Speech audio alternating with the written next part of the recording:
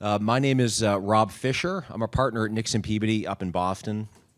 The panel today, the goal of the panel today, in less than 45 minutes, we're going to figure out how to improve public safety while increasing public trust in the police. And some of you may be wondering what I'm doing here. I'm a lawyer at a big law firm, but before I was at a law firm, I was a public corruption prosecutor for DOJ for many years. So I've been on both sides of the corrupt police issue. Now that I'm at Nixon Peabody, I've represented police who have been in trouble.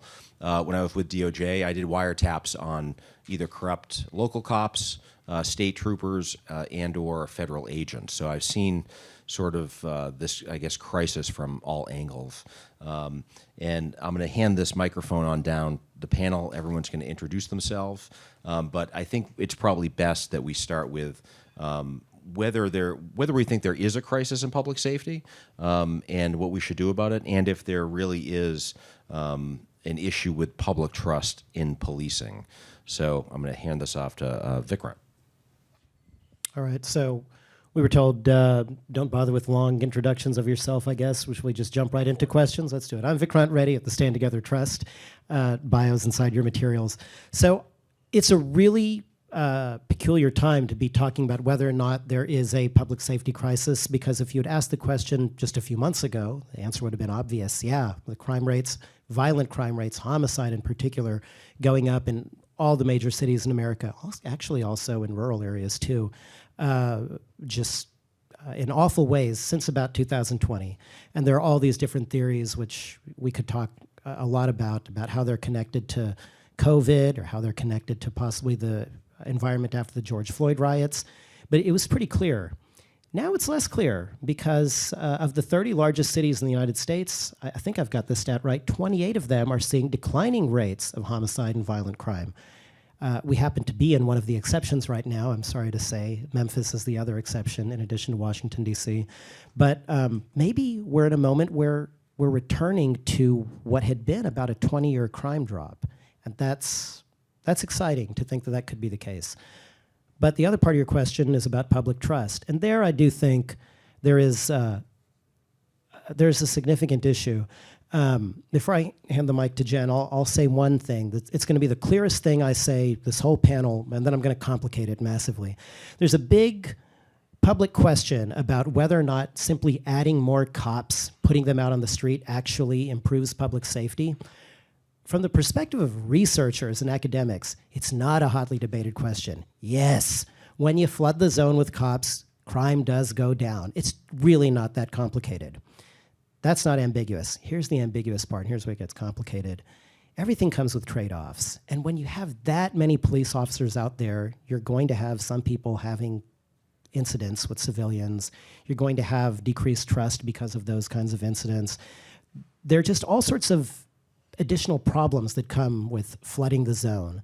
So when you can find other ways to address crime rather than simply flooding the zone with cops, you do want to experiment with those kinds of methods. I'll let you talk a little bit now. Hi, everybody. I'm Jennifer Doleac from Arnold Ventures. So I have been a longtime researcher by training, so completely agree with that last piece, that it's really undisputed in the academic research that more police reduce crime. But in my view, what we need is both more and better policing, which I think is the point of this panel. Luckily enough, I think to the original question posed, I think I would not say we're in necessarily a public safety crisis. We've got major public safety problems in a lot of communities and have for a while. I think a lot of folks are quick to point out that the United States as a whole is much safer than it was in the mid-90s. That is true. But if you talk to folks that live in some of the communities with still very high gun violence rates, that is not very reassuring to them. And so we need to figure out a way to address violent crime better than we are currently doing it now. One of the other things that comes out of the research very clearly is that the best way to deter crime is to increase the probability of getting caught. When you go around to different cities, the clearance rates for violent crimes tends to be shockingly low. And that can be for a host of reasons. One of them is surely that community members don't trust the police enough to cooperate with investigations. And so all of this is related, something that I am very focused on and am excited to see in the research space right now is a lot of interest in experimenting, piloting new interventions in the police space, new training programs, new types of accountability measures, all this stuff, and actually evaluating whether it has an impact on behavior. And so that's an area that just gives me a lot of hope. I think we're going to figure this out. I'm Jonathan Blanks. I am a researcher here at FREOPP. Thank you all for coming. I think we're going to be having a lot of kumbaya up here. I think most of us are in pretty broad agreement, but I think we all approach the situation from different issues, so from different perspectives, rather. So the question is, do we have a public safety problem? In my neighborhood, yes. I've had 2 armed robberies in front of my condo building in the past month. The new police captain has come in and started talking to the neighborhood, and we're like, in getting direct feedback from the community, which is both residential and entertainment. We have a lot of bars in our area. Someone was just shot and killed at a bar a block away from where I live. And but they've since flooded the area with police, and everyone feels safer like within a week. It's kind of crazy, but as far as like, is there a trust problem with police? Well, it depends on who you ask. If you ask to defund the police or abolish the police people, or if you listen to the police unions, no offense, you think that cops are the least popular, least trusted organization in the United States. But if you look at the data, Gallup Confidence in Institution Survey, every year, with the exception of during the pandemic when healthcare workers got into the top 3, cops fall in right behind small business and the military, neither of which you're going to call an emergency. But again, when you break it down with who needs the most policing, the people we are always concerned with here at FREOPP are people at or below the median income. Our poorest communities are often the most violent and have to deal with the most crime. And the evidence there is mixed. And part of what I think I'm interested in what we think about policing is we kind of put it all in this catch-all that like, okay, more cops, we put them in, and if you think of patrol officers, that's one thing. And the thing is, when you talk to police officers here in DC, I've done a lot of ride-alongs, talked to a lot of beat cops in my district. You know, they understand that they need the trust of the communities that they're trying to help, and they are really focused on not abusing that trust.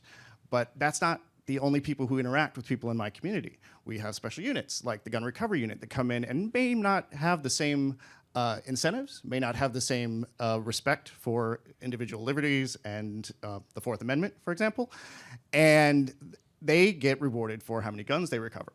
And DC cops are famous for how many guns they recover.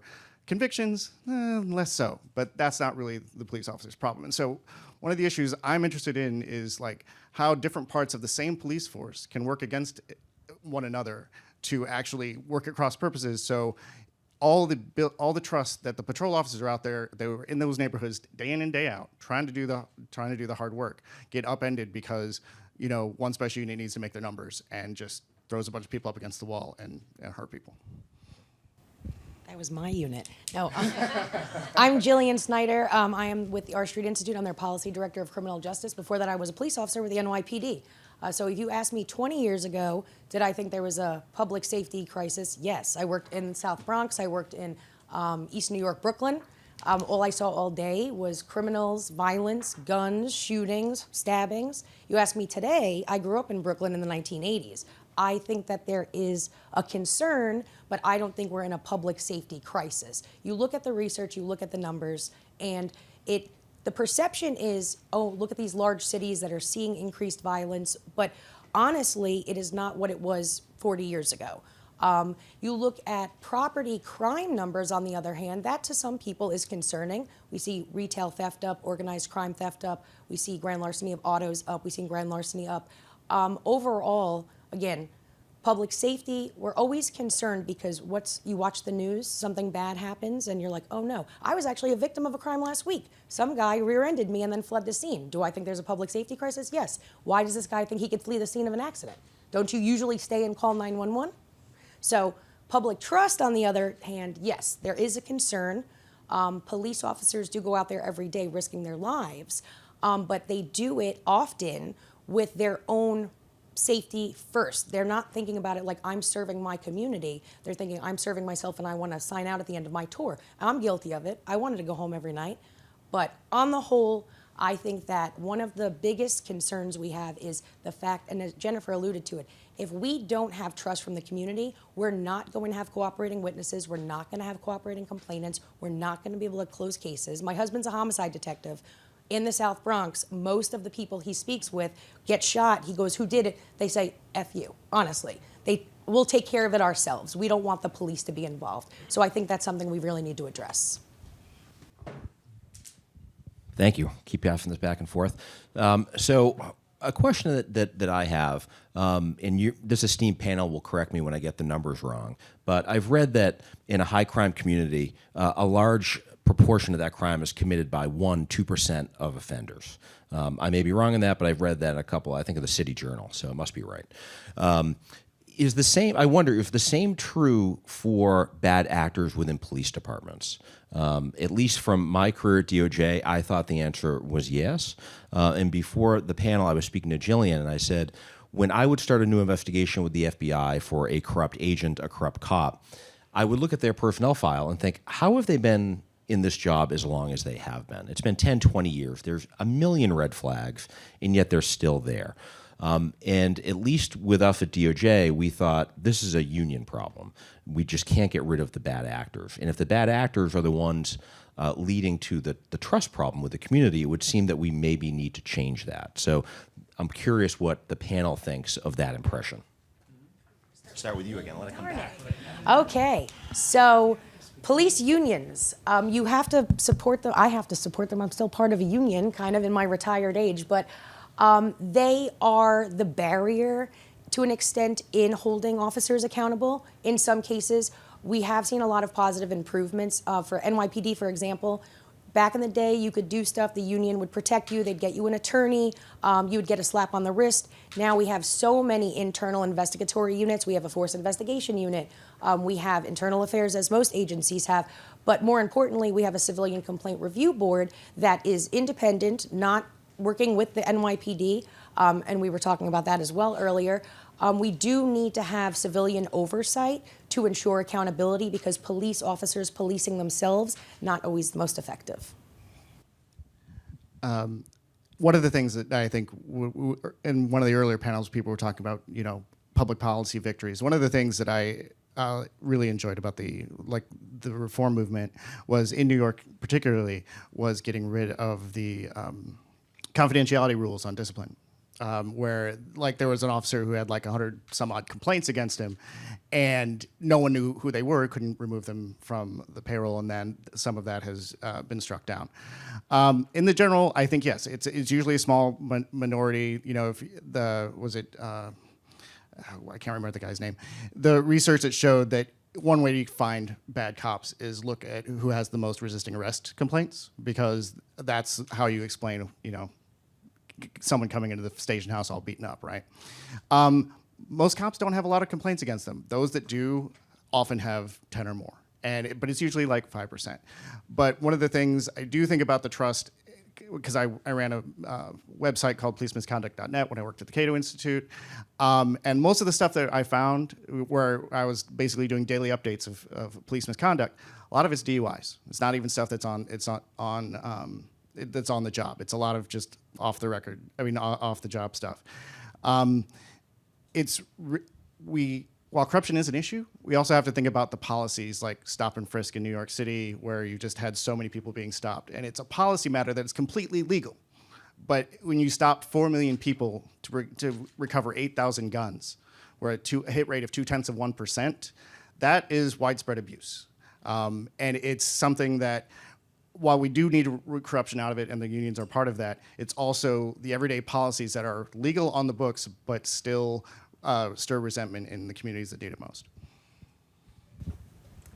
So I'm not sure we have a great answer to the what share of cops are the problem question. I've seen, and part of this is just a data challenge. Most departments are not sharing their data with researchers, much less the public, in a way that would enable them to actually dig in and see, what share of the cops have these kinds of complaints. I've seen a couple studies. I think they've come to kind of different conclusions. Like some say it's really easy to predict who the bad cops are. It's the number that had a lot of complaints before are the most likely to actually get themselves into real trouble down the road. That's encouraging because it feels like, in order to solve this problem, we not only need to identify who's likely to commit the kind of misconduct we really care about, but also we need to figure out what to do with them once we've identified them. And if the identifying them part of the problem is easy, then great. That's one fewer problem to solve. Now we just have to figure out what to do about it, which is much harder. But I mean, honestly, I think we need to be pushing a whole lot more departments to be much more transparent with their data so that we can get a better handle on just the basics of this problem.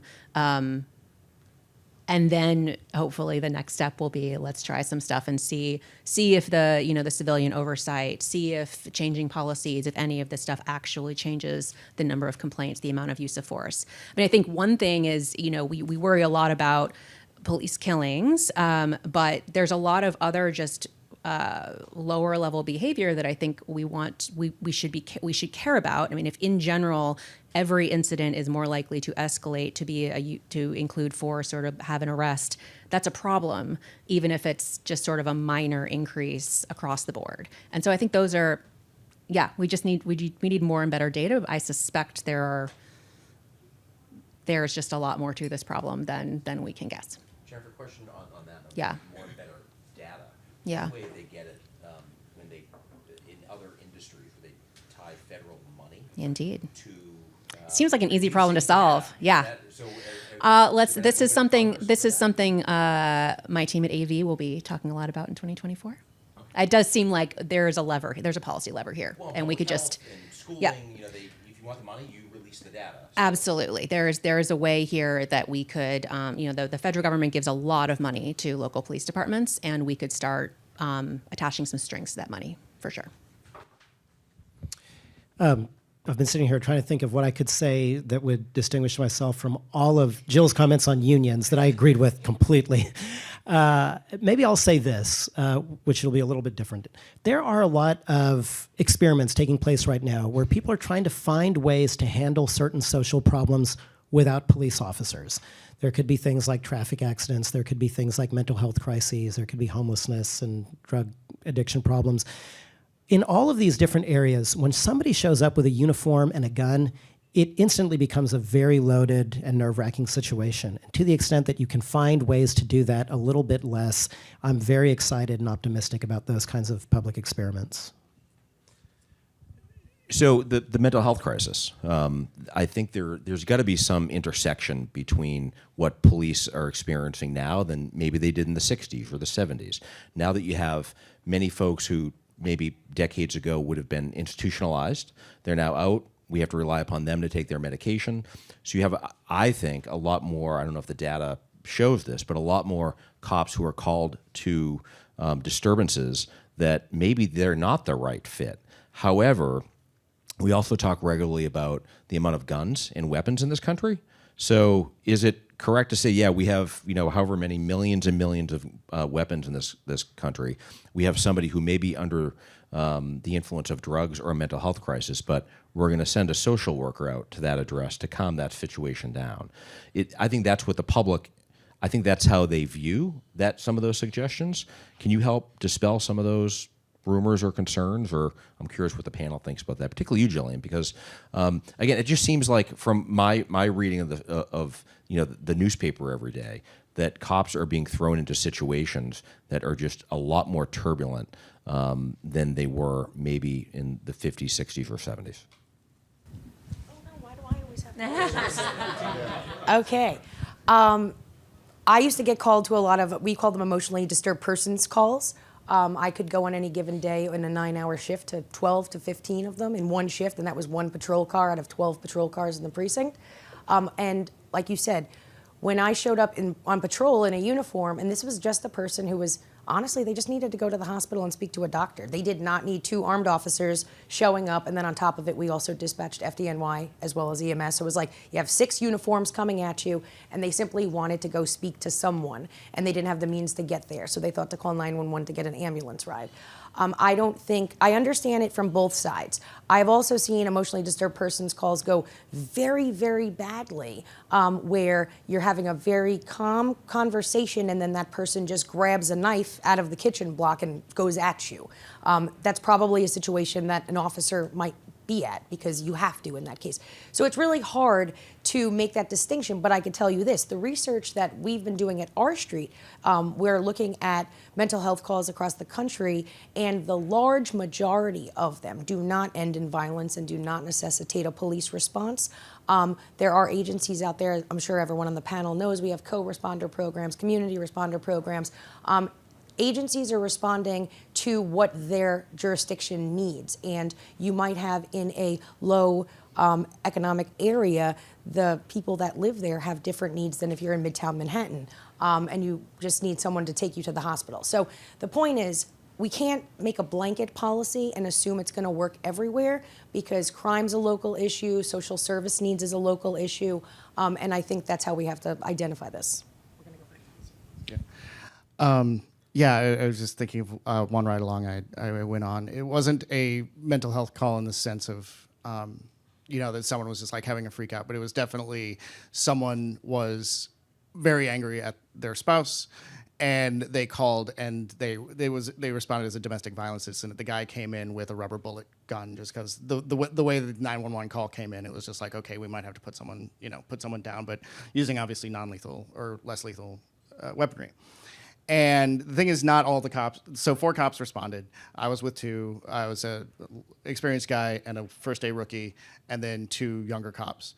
And so it's domestic, they split it up, and they weren't all on the same page. And so basically, the husband disappeared for a few days, and she was very upset, and she had, it was just like, I'm going to do something if he doesn't, whatever. She wasn't very clear about what she wanted, but she was very upset. And it became very clear to the veteran officers, like, okay, we should be able to walk out of here. It was a domestic. We can walk away. No one was hurt. No fists were thrown. There was no violence at all. And that was the right way to handle it. And he was on the call with the supervisor because you have certain laws about things that you have to make an arrest for. If you hear certain things, there are things you have to make an arrest for. And the 2 younger cops had gone in and talked to the husband and got him to say that, oh, she threatened to throw hot water on me because she had boiling water going. And that was enough to trigger an automatic arrest. And it was just like we were taking a woman in her late 60s in her like dressing gown and slippers in like 40-degree weather, putting her in the back of a wagon.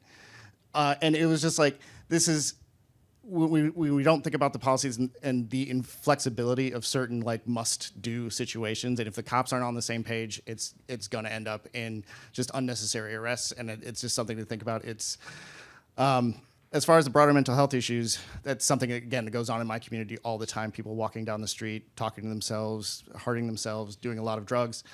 DC cops respond to them usually pretty well. And if there's a drug overdose, the cops don't come unless there are, for people passing out, cops don't usually come unless there's a bad batch going around, and then they need to find the batch to get it off the street. But other than that, it's usually just EMTs to respond. And I think that's one of those great innovations that DC cops have done. So before you give that away, the microphone, I have a question about the boiling water. The lawyer in me, I don't do plaintiff's work, right, but I am a litigator. The lawyer in me makes me think, if I was one of those cops and the husband said, yes, she threatened to throw boiling water on me, that could be a severe injury. Now, if I leave, I'm not sure what you thought the solution should be. I'm not sure I know what the solution should be. But if I leave and then 2 hours later something really bad happens to him or her, the litigators, the lawyers, plaintiff attorneys are going to be all over that and saying, well, you got a report of somebody about to be potentially injured. Right. What did you do about it? Right. And the thing is, at the time, it seemed that the situation had calmed down. And so, yeah, there's never going to be a perfect solution. And I think, and obviously, the fact that cops are held accountable to when that sort of things happens, like, why didn't you respond to that call? DC has a policy of 100% response rate to 911 calls. Someone has to show up. It doesn't always have to be MPD, but it has to be somebody. And yeah, there's a possibility that even if they didn't hear that something could have happened later. So yes, there is that liability issue, but I think the cops should have gotten together first and just being like, okay, if this is not really, like, let's try and, like, the most peaceful situation first. But the two younger cops were just so proud of themselves that they got him to say that, and the veteran was like, oh, he was just so resigned to it, and it just didn't seem like it was the best for anyone. So there are a lot of ways in which our very decentralized criminal justice system is a problem and makes all of this harder. I actually think this is going to be one of the places that it makes our job much easier, because right now you're seeing depending on how you count, between 12 and 18,000 police departments across the country. A whole lot of them are coming up with new models that people are talking about, right? Everyone's trying different stuff.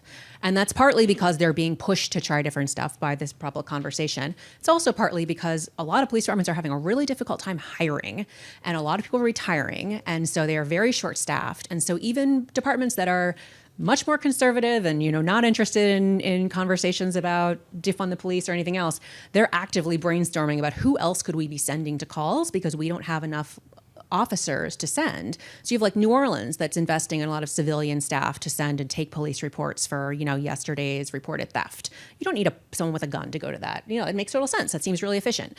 So there's a lot of really creative, interesting stuff going on right now. So as we're trying stuff, we also need to be holding ourselves accountable, acknowledging that most of the stuff, as people are noting, there are arguments that this could go very well. There are arguments that could go very badly. There are arguments that could change nothing, right? And so we need to be really focused on evaluating what the impacts are in these local communities, so that we can all learn very quickly from each other, from other departments across the country, and be able to, fail fast when it's not working, try something else, but then where something does work and has promise, start replicating, so we can see if we can scale quickly if it works. So I'm really excited and optimistic about this, but I do hope we are sufficiently humble about how hard this is, and invite the academic researchers in to help us evaluate it. Old stuff work? Did any of the old stuff, like what? Old solutions, like late 80s, early 90s. Remember community policing? It was huge. So yeah. So community. I think the problem with community policing is that it basically means something different to everybody. So I think the problem is, like, everyone has this idea in their head of, like, friendly Officer Bob who, like, knows everybody, and that's great. But then you think about, like, okay, how do we hire cops that we think are going to be the next friendly Officer Bob, and then how do we train them to be that, and what exactly is Officer Bob doing all day? Like, all of that stuff is really difficult to define. There was a recent study across outside the US, but doing RCTs across 6 different developing countries, trying to implement community policing procedures and practices, and they had no impact on anything that anyone might care about.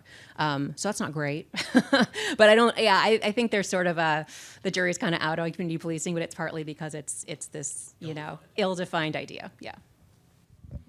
You often hear police officers say that when they pull somebody over, whenever they wave somebody down to have a conversation with them, they're instantly in a very nerve-wracking situation because they don't know if that person has a gun. This is America, after all. You just don't know.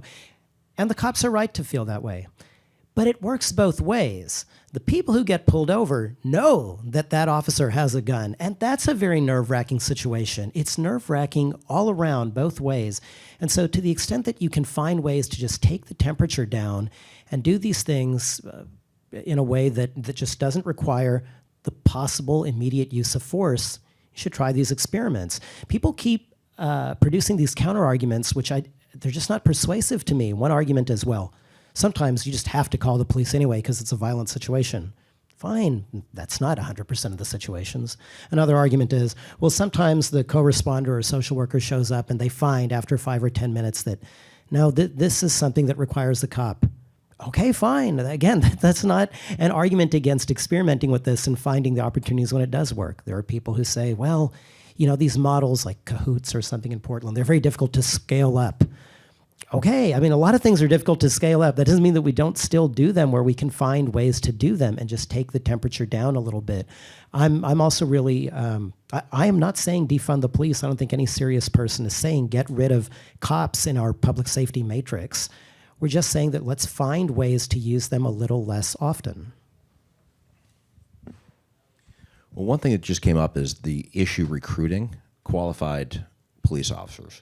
I'd like to know from you all why you think that is. And I'm going to throw a little wrench in there because I didn't want to leave this this panel without talking about qualified immunity. The lawyer in me just wants to talk about that all day. It's a very complicated issue. I'm sure everybody in here knows, but most cops in most states can't be sued personally for violating even the law. Oftentimes it's up to DOJ to indict them.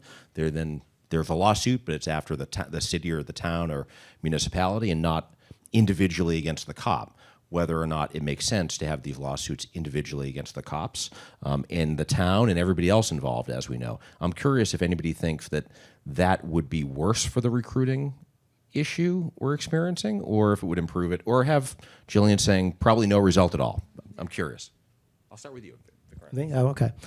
Yeah, I'm a skeptic of our qualified immunity doctrine, and I would find ways to to scale it back. But I also don't think that that is going to be a solution that solves, all of these policing problems. I do think it might go unusually far in helping a little bit of the trust issue, because it has just become a major point of public conversation that cops can get away with all kinds of things because of qualified immunity. Qualified immunity is such a highly technical legal term, and you've got all kinds of people talking about it these days. It's amazing. I mean, it is known, it is out there, and so to the extent that you could scale back a little bit, I do think that it would probably help with the perception, and perception matters a lot in this field, in this area, with the perception that police officers just don't get held accountable. They're all talking about, do they know what it is? Maybe we just change the name to something else. So I'm an economist by training. I think a lot about incentives.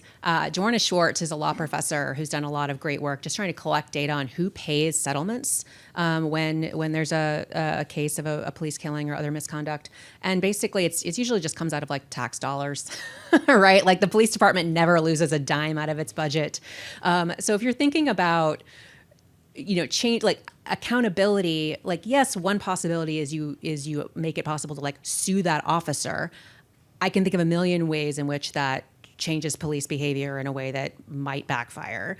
Another option is to just make sure that departments have an incentive to actually manage their employees and make sure that their staff are well trained and are doing the right things in the way that presumably all of us in all of our workplaces have.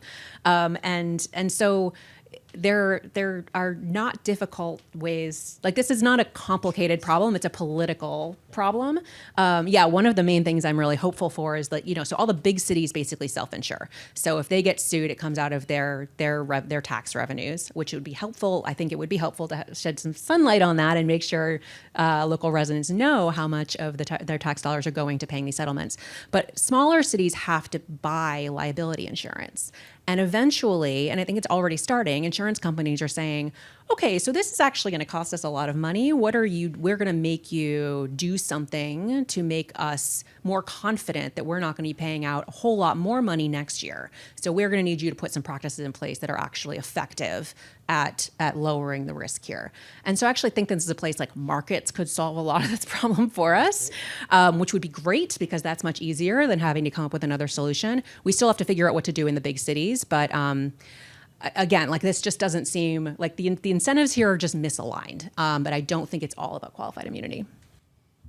Yeah, the thing about I'm against qualified immunity, like full stop. But insofar that it is a policy problem, it is in fact a federal. It's protection against federal lawsuits. Not every police violation rises to the level of a federal lawsuit. Like if there was a guy in Baltimore a few years ago who was yelling at a cop on his porch, and the cop came up and arrested him on his porch. Didn't have no probable cause, no nothing. It was completely false arrest. Does he have a couple $100,000 to sue the government?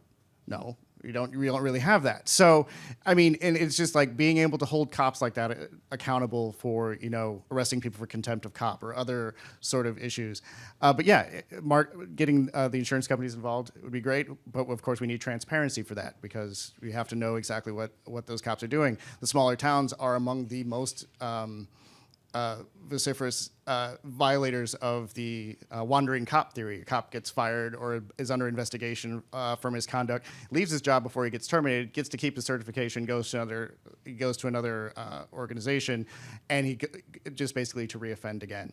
So yeah, I'm absolutely on board with that. But qualified immunity, yeah, if you asked me to vote against it, absolutely would do so. But it's not. It doesn't really encapsulate everything about police misconduct. All right. Qualified immunity. If you're a cop who follows the rules, you don't really care one way or another because you follow the rules. That's how I think about it. So if we're going to talk about qualified immunity, we have to remember that every agency is different in the way in which they respond. Like, so in NYPD, if there's an allegation of misconduct or you violated someone's civil rights or if you break a law, you're not indemnified by corp counsel and therefore you're in a lot of trouble. But it's different everywhere. So I say better training, hiring more qualified candidates, you won't really need to worry about qualified immunity because you'd have less, reduction of any allegations of wrongdoing by officers. Now, if we're thinking about qualified immunity and the fact that we're discussing getting rid of it because a lot of people don't like it, do I think that is a deterrent for people to apply to police forces? Not necessarily. I think that there's a lot of reasons that we're seeing a serious recruitment and retention issue. It's not a desirable job like it used to be. I mean, if I had to make the decision to do it again, I would say absolutely not. And I loved being a police officer. I did the coolest stuff. I was an undercover narcotics cop. I was an undercover vice cop. I worked in intelligence. I worked in anti-crime. I did some cool stuff that you see on television. But I would never do it again because people don't like you. How would you feel going to, especially in the area, I can't speak for every officer in the country. I worked in the 7-5 precinct and the 4-1 precinct. Anyone familiar with New York City knows very rough neighborhoods, high crime rates. Most of the people there that you interact with, not most of the people that live there, the people that you interact with regularly don't like you. The people that live there, they do like you, but they're too scared to come outside and tell you because there's someone shooting on the corner. And I think there's a generational issue, too. Most 20-something-year-olds these days don't want to stay in the same job for 20, 25 years. It gets old really quickly. And the pay is not that great. I can tell you that. It's not horrible, but it's not that great. And it pays off on the back end. It does. I make more money retired than I ever did working and doing 60 hours a month overtime. And I mean, I contributed considerably to my pension because I made that decision, but it's just a job. You don't get holidays off. You don't get weekends off. You miss your friend's wedding. You miss your kid's birthday because crime doesn't stop. You don't have it's not a job that is for everyone. And when you go to work every day, when do people call 911? When it's probably one of the worst days of their life. So they're not going to get invited to a kid's birthday party. Like, hey, policeman, you want to come over to my house because my kid's 10th birthday? You're getting called because someone got injured, someone's sick, something got stolen. So I think that on top of just the media saying cops are doing all these bad things, cops use force unnecessarily at a very high rate, which they don't. They use force or threaten to use force in under 2% of the reported cases. But at the same time, it's not the job it once was. Can I add something to that really briefly? So I think this kind of circles back to this broader question about we need to improve trust in police, between communities and police, partly so police can do their jobs, but partly also so police want the job, right? And I thought when you were talking about the generational divide, I thought you were going to go down a road to say something I've heard, and I'm curious if this is your experience as well, that a lot of the new cops on the beat who are joining the force now are interested in this sort of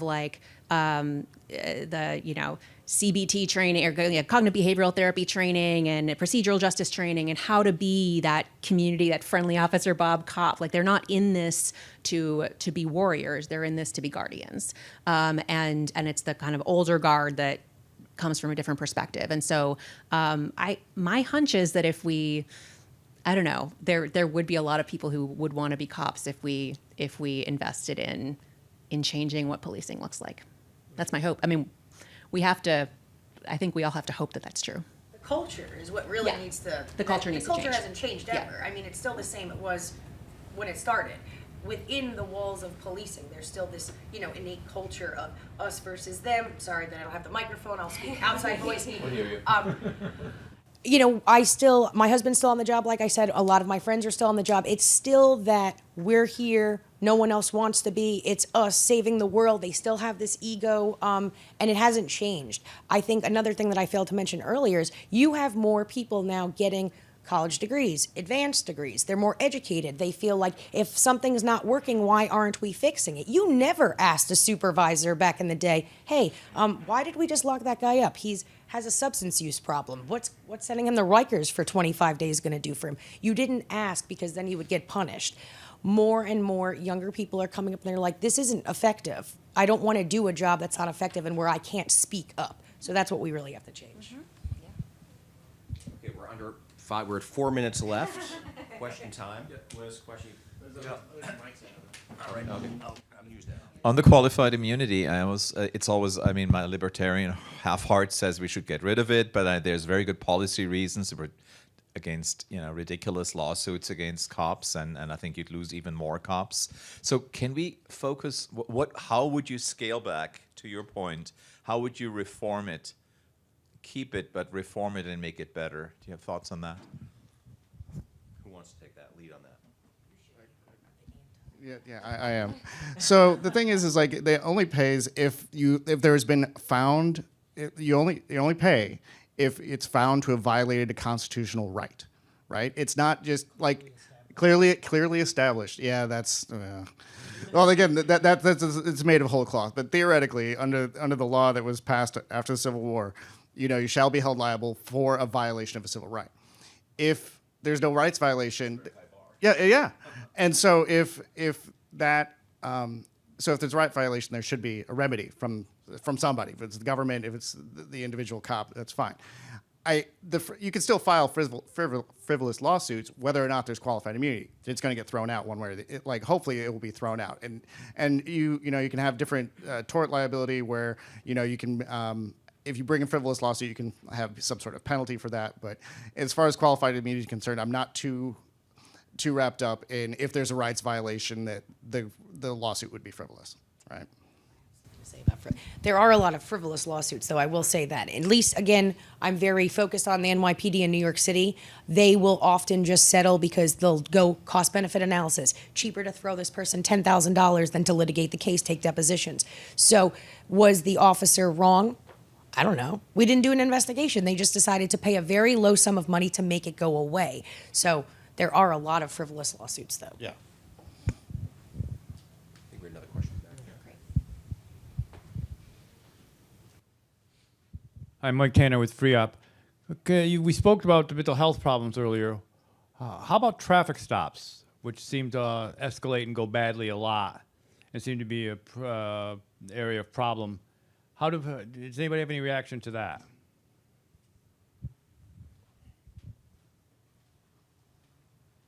I know we're colleagues. I don't know if you know. I wrote a law review article when we were at Cato together on traffic stops.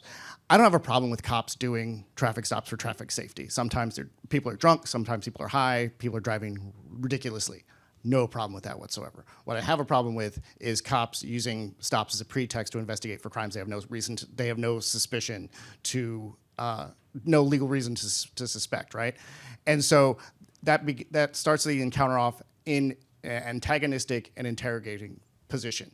If cops are supposed to be protecting and serving and being, Officer Bob, friendly Officer Bob, starting off with got any drugs in the car, got any guns in the car, all that sort of thing. That's not friendly. That assumes, that upends the presumption of innocence that has to go with, with our constitutional structure.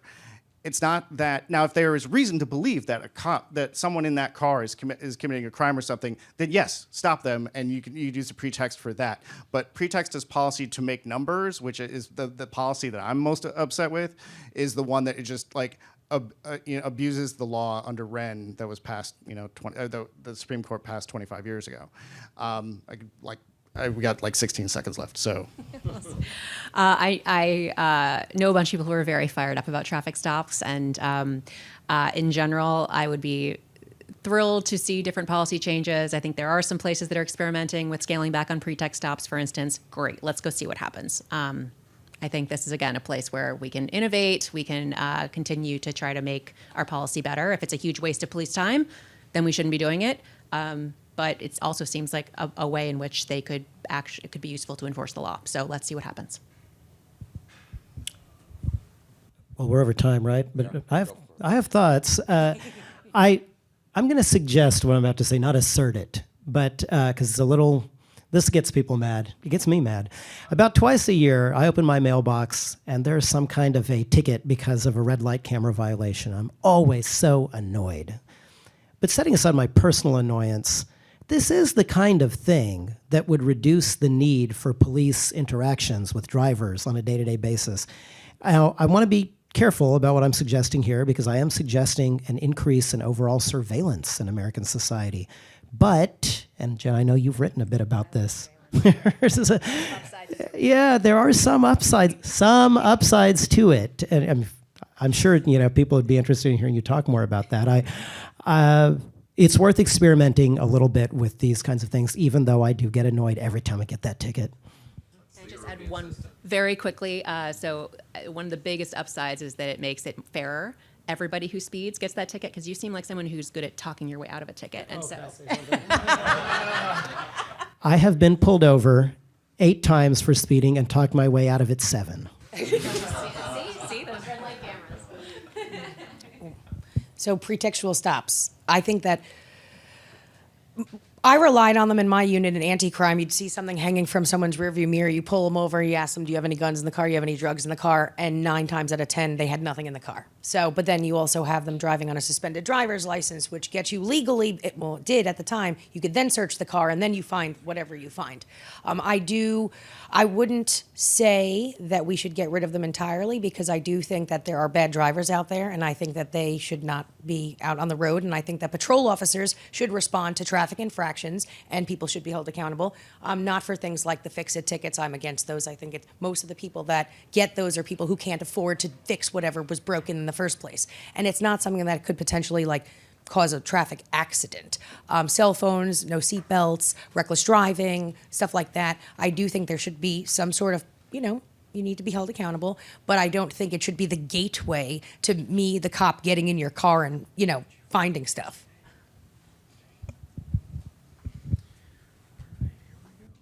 All right, we're 3 minutes over. So thank you to the panel. Thank you to the guests.